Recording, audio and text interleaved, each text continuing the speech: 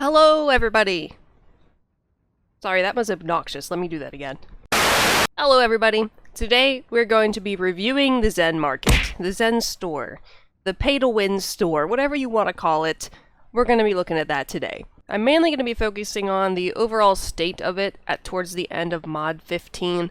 What's useful, what's even worth buying, the things that I think are the most worth it, the things I think are the least worth it, stuff I think should be removed, and a couple things that I think should be added.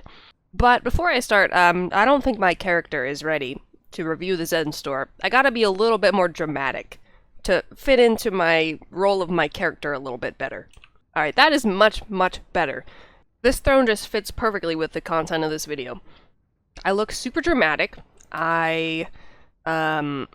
Yeah, it makes a whole lot of sense. Not like you're gonna be seeing this the whole video anyway, but, you know. Okay, enough talking, let's actually get started. So the first thing in the Zen store, aside from the storefront, obviously, is VIP. Now, VIP is probably one of the most worth items that you could buy. It gives you a lot of cool perks, access to a portable bank, a portable travel post, a portable mailbox. It's basically a whole bunch of convenience items all bundled up into one. Also, you don't get injured anymore, so you don't have to carry injury kits, and you don't have to pay the auction house posting fee. So, like, if you get a legendary mount, and you want to post it for, like 12 million, you won't have to spend 1.2 million to put it up, or whatever it is. I think it was 10%. You get the point. It's nice. So is VIP worth it? Yeah, absolutely. It's even better if you can buy the 6 months with a coupon or during the Black Friday or the summer sales. Overall, it's probably one of the best things that you could buy. The next category is Stronghold. Is any of this stuff even remotely useful? I mean, pretty much the only thing worth noting is the Stronghold Chest of Power, because you get 100 of each type of shard, 200 of each type during double shards, so that would be the time that you should buy this if you planned on buying it. But other than that, I mean, golden bells are useful if your Stronghold is doing, or your guild is doing dragonflights a lot. It's not something that any random person would buy, ever. Especially since the dragonflight event isn't that good anymore. Strongbox keys are okay-ish. Strongboxes only come from guild events, which are not that great, but you get the point. Stronghold Starter Pack is cool because it has a runic bag in it, but other than that, it's basically all the same stuff. So overall, the Stronghold category is rated, meh. Now the keys category, this is like the gambler's central aisle of the supermarket. That doesn't exist, but in Neverwinter it does. This has all of your RNG pleasures in it. All your enchanted keys and all the bundles that are currently available. At the moment, the best bundle is not even here anymore, they removed it. It was the 50 keys in 30 days of VIP bundle that a lot of people exploited. Well, I wouldn't say exploited, but bought a lot of, and then their VIP is just forever, basically. But anyway, currently the best bundle is probably one of the 20 key bundles, since the more you buy, the cheaper they are per key.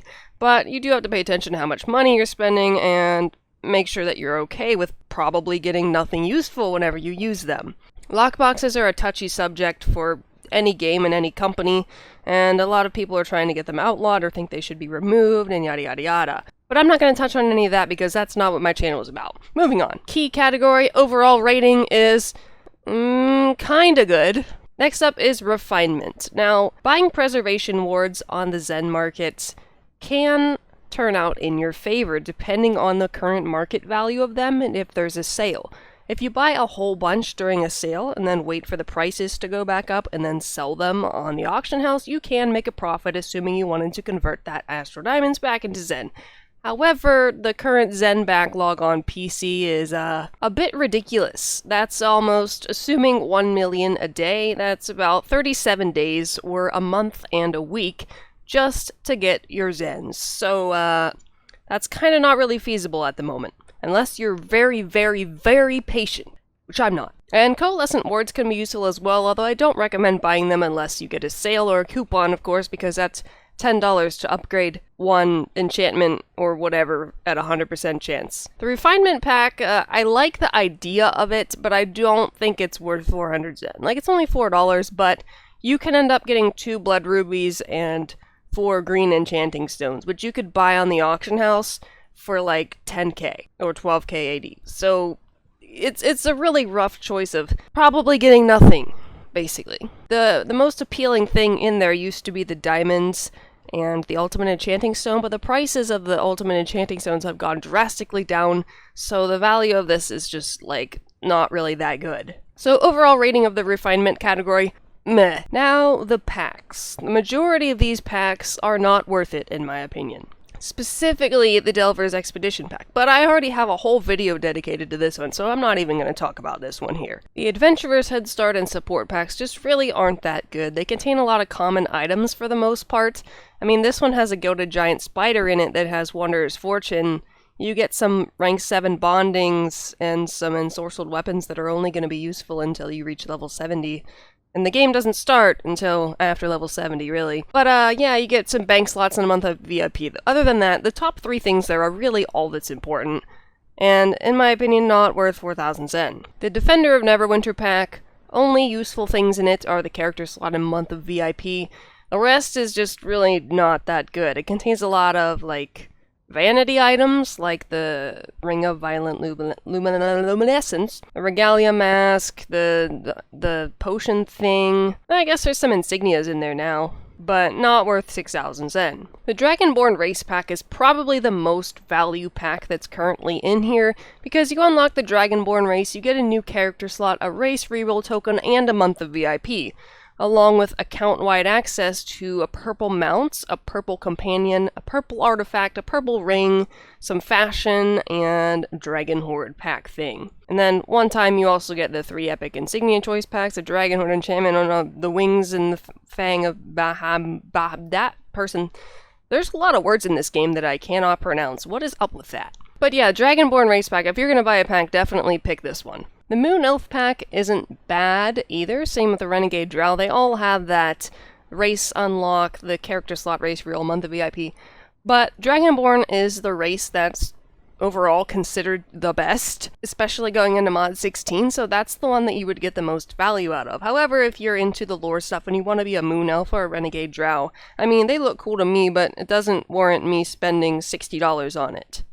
Like, I could just buy a AAA game title with that $60, like Sekiro. I don't know if I would consider Sekiro a AAA title, but, like, you get what I mean. I could buy a whole other game with that. Overall rating for the packs is not really that good. Now on to items. This is where, like, you get your profession boosters, Greater Stone of Health scrolls, and the Master Trowel, and so on.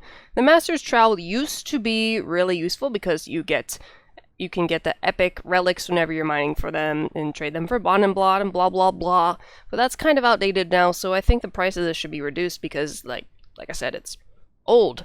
But it's not worth buying the scrolls and stuff here. Like, you're better off buying some Lockbox keys and buying them from the trade bar store. The profession booster to 70, I mean, it doesn't take that long to level up profession to 70. I mean, it's not, like, instant or anything. It'll take you a little while, but it's not going to take ages.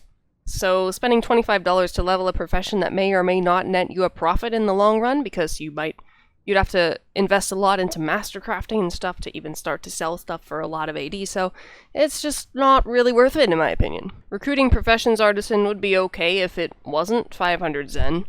I mean, I guess it's not the worst value in this category, but you basically get to choose a profession and you'll get a common, rare, or epic application from an artisan, and then you can accept it, and But if it was a guaranteed epic one, I could definitely see the price being 500. But the fact that you can just get a common one, that's kind of lame. And of course, Stone of Health. You get so many of these Stones of Health and Greater Stone of Health, that's like the worst deal ever. Because you can get so many of them from events for free. Like, I got like 8 of them just sitting on my Paladin in my inventory, taking up space. And they're only 12k AD on the auction house. The blue ones are 22k, so I mean, they're really, really cheap, and you're really cheating yourself if you buy them on the Zen store. So overall rating for the items category, pretty bad. Now bags. We all know what bags are. Bag space is great. I myself have purchased a runic bag from here before. Do I regret it? I mean, not really. I could have bought one on the auction house, but they're like 500k on the auction house or something. I just recommend buying during a sale if you're going to buy a bag here.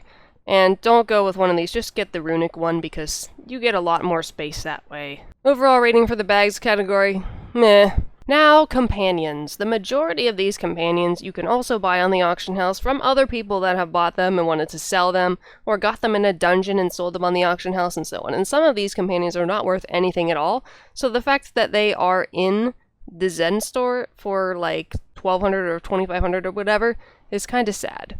And then, of course, you got the companion upgrade packs that have the tokens in them, and those ones are kind of okay. It saves you from having to buy a whole bunch of keys to open boxes and hope that you get a companion pack. However, the full companion helper pack only has 45 tokens in it, so that's only enough to upgrade a companion from green to blue, I think? Yeah, I think that's right. Actually, I think it's 60.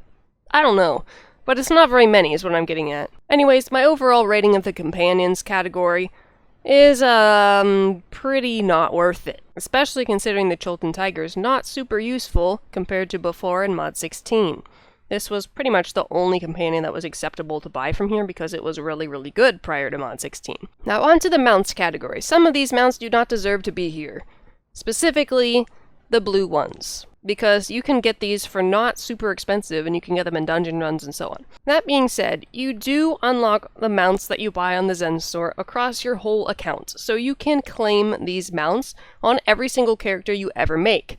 So if you were to buy one, I would definitely say to buy a purple one so that you get that 110% movement speed, and pick one that also has a good insignia bonus that you think you can use on the majority of your characters. Assuming you're going to play Neverwinter for the foreseeable future, and you plan on having multiple characters, and buying a mount from this category would probably be a good investment at some point during a sale, because you won't have to deal with being super slow on any of your characters from then on, especially if you're in a guild with a mount speed boon. Overall rating of the mounts category is kind of okay in certain situations, but in other situations really bad. Because if you only have one character and you buy one from here, you're basically cheating yourself. Now on to the appearances.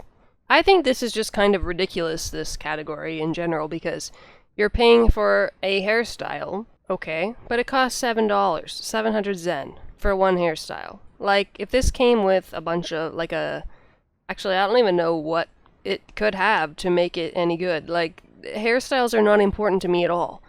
I understand the appeal of putting cosmetic items in the Zen store to, take away from the fact that you can buy really good items in the Zen store, but it's just, I don't see the appeal of it at all. It's not appealing to me in the slightest, especially because they have the brown border. That might have been a poor design choice, because that makes it look like garbage.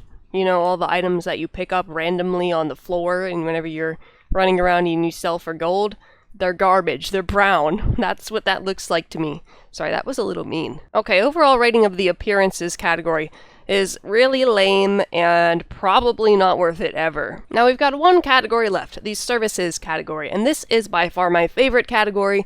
It has everything that's useful is basically in this one, and that includes character slots, campaign completion tokens, retraining tokens, loadouts, bank slots, a rename token, and race reroll tokens are all in here, and that's basically everything that's useful. Obviously, it's better to buy things whenever there's a sale.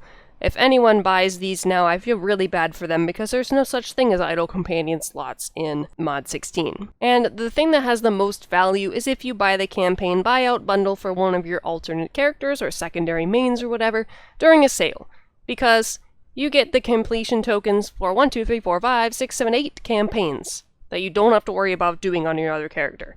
Now, as time goes on, this is going to become less and less valuable because there's going to be more and more campaigns available, so it's only going to eventually complete 50% of the campaigns, you know? It would be cool if they added the newer ones to this and maybe increased the price a little bit, or even kept it the same. Like, if they kept the price the same and added 2 more campaigns to this, I guarantee you they would sell so many more. It's a thing. The thing that I think is the least useful in this category is probably the glory boosters, because PvP is not really alive in Neverwinter at the moment, and glory is only used for buying specific items as far as I remember. I mean, I don't PvP or visit the PvP store very often, but probably my favorite item here is the bank slots, I think. Like, that's a lot of space, and I mean, the account one is more expensive. It's the same price for half the amount of slots, but having space is so freeing in this game. Like, you can hoard everything. That's why I was, well, that's not why, but it was part of the reason why I was so upset that they changed the refinement system last year or 2 years ago. I think it was 2 years ago now. But because I was hoarding a whole bunch of stuff in my bank, and then all of a sudden I had no point to save it anymore, so I had all this empty space, and I was like, well, what do I do now? And then I got more stuff to put in there, so it was fine. Okay, guys, so that is the overall review of everything in the Zen market. I don't know if I specifically talked about what I said I was going to talk about, but I am going to add a couple of my suggestions for things that I think should be added to the Zen store. Now, it's not anything super important, so if you are looking for, like, best-in-slot weapons or gear to be added, that's not a thing, and it's probably not ever going to happen, and if it does, I will be extremely disappointed. But a couple of things that I would like to see added to the Zen store are unique transmutes. Unique fashion, stuff that you can't get anywhere else.